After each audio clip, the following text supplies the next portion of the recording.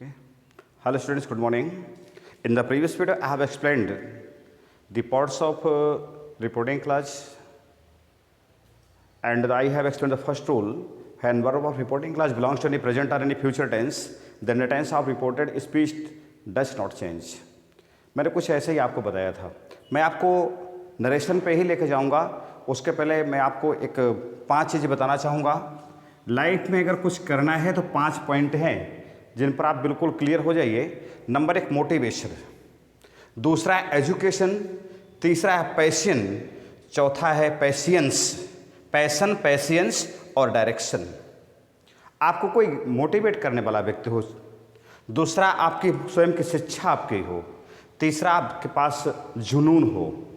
जैसे आप क्रिकेट खेलने जाते हो तो आपको रन बनाने का जुनून होता है, उसी प्रकार आपके पास जुनून हो, फिर आपके साथ पास धैर्य भी हो, और फिर आपको डायरेक्शन. यहाँ पर सबसे बड़ा काम करती है मॉम. सबसे पहले दिशा निर्देश माता जी को देती हैं, पिताजी सहयोग होता है, और फिर हमारी प्रजाति आती है, टीचर्स, वो जाके काम करते हैं. तो इन 5 पर जरूर चर्चा करिएगा, आपस में विचार करिए. Motivation, education, passion, patience and direction.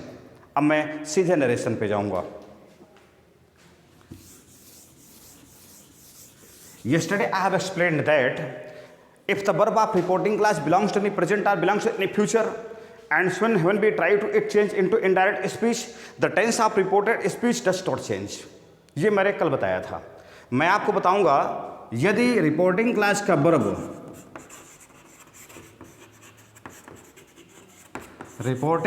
का वर्ब किसी भी पास्ट टेंस में हो,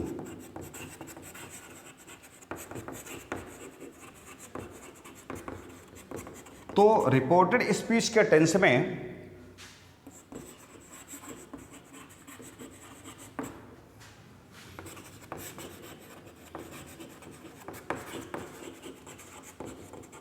परिवर्तन होते हैं.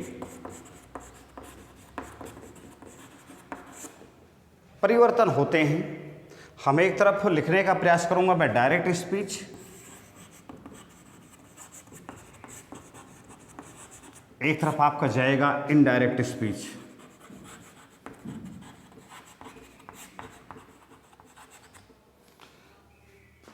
अगर किसी वाक्य में वर्ब की फर्स्ट फॉर्म है अथवा वर्ब की फर्स्ट फॉर्म में एस या ईएस है, तो ये इनडायरेक्ट में जाएगा वर्ब की सेकंड फॉर्म. अगर किसी वाक्य में वर्ब की फर्स्ट फॉर्म ऐसे जाएगा वर्ब की सेकंड फॉर्म में. अगर कहीं पर डू या डज का प्रयोग है तो ये जाएगा डिड प्लस वर्ब की फर्स्ट फॉर्म में.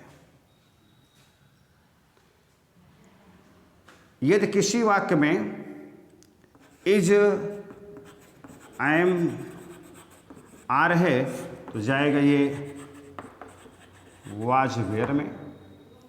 यदि किसी वाक्य में बिल, सेल है तो जाएगा वुड या शुड में. यदि किसी वाक्य में डिड है तो डिड जाएगा हैड प्लस वर्ब की फर्स्ट फॉर्म में करूँगा. यहाँ पर हैड प्लस वर्ब की थर्ड फॉर्म पे जाएगा. यदि किसी वाक्य में हैज या हैव है तो वो जाएगा हैड में. ये बिल्कुल स्पष्ट समझ में आपको आना हो चाहिए. अगर किसी भी, ये सारे चेंजेज हैं. अगर किसी वाक्य में वर्ब की सेकंड फॉर्म है तो वो जाएगी हैड प्लस वर्ब की थर्ड फॉर्म में. किसी वाक्य में वाज या वेयर है वो जाएगा had plus verb, had been में.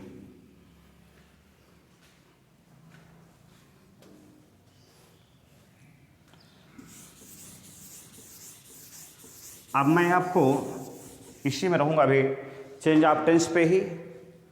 देखिए बहुत सिस्टम बता रहा हूँ. वर्ब की फर्स्ट फॉर्म है, वर्ब की फर्स्ट फॉर्म में एस या ईएस है या डू या डज है, इन सब में क्या होगा, वर्ब की सेकंड फॉर्म जाएगा या डिड जाएगा। अब वर्ब की सेकंड फॉर्म प्लस डिड किस में जाएगा, हैड में जाएगा। हैड किस में जाएगा, नो चेंज। ये चीज़ समझ में आना चाहिए आपको, लास्ट में नो चेंज ही आता है। जैसे यहाँ पर वर्ब की सेकंड फॉर्म या डिड है, ये हैड में गया तो अब हैड इधर फिर आया ना, हैड नो चेंज, लास्ट में नो चेंज जरूर क्लियर होगा। इसी प्रकार यदि किसी वाक्य में इज एम आर है, ये जाएगा वाज वेयर में। अगर किसी में वाज वेयर है, ये जाएगा हैड बीन में। किसी में हैड बीन है, ये नो चेंज, लास्ट में नो चेंज खड़ा हो जाएगा। इस नो चेंज तक आपको तैयारी करनी पड़ेगी। इसके बाद यदि किसी वाक्य में बिल है, शैल है, कैन है, में है, तो ये जाएगा वुड, शुड, कुड, माइट। लेकिन अगर किसी वाक्य में रिपोर्टेड से पहले से वुड, शुड, कुड, माइट है, तो ये नो चेंज, ये आपका नो चेंज रहेगा। एक जरूर थोड़ी सी प्रॉब्लम आती है कि यदि डू डज के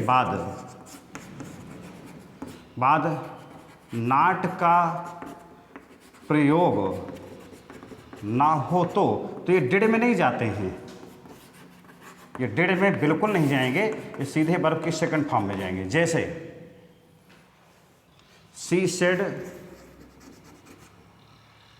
राम सेड कर ले, राम सेड कमेंट को begin, do you know him,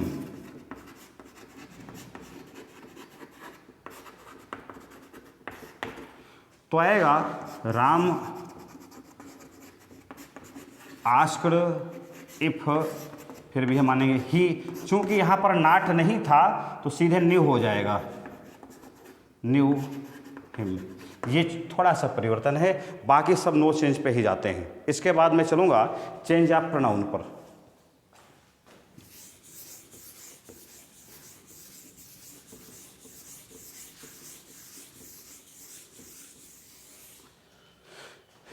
तीन पर्सन होते हैं, ये आपका फर्स्ट पर्सन,